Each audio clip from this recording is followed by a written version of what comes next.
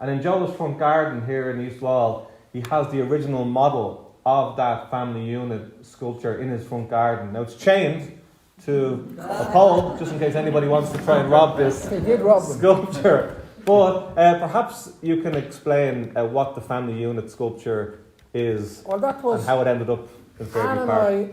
My wife, Anne and I were down Christmas Eve, down getting things for the toys for the kids and all. And I noticed also gaiety of the men and women and the children and how the unit comes together, the family unit comes together. So I went home immediately, went out to the workshop and started welding. She used to give out. So I started, and I made them a kit, it's that size. And the family unit, if you look at it, is 3 people. There's a father, a mother, and a child in the middle. And I remember Anne-Marie saying to me, Dad, there's 3 people and there's only 4 legs. Well, that's a family. The father and mother keeps the family together.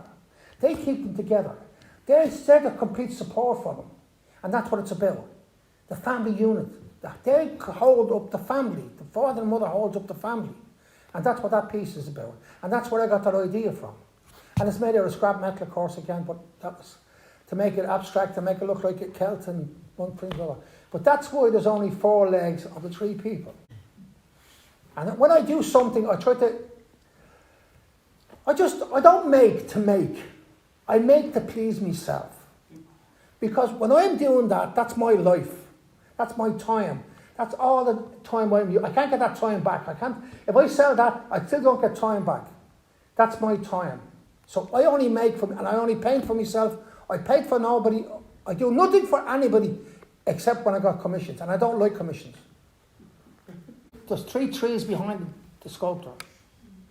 Corporation asked you where to put it. There's 3 trees. So there's 3 people. There's 3 growths of the people, the family.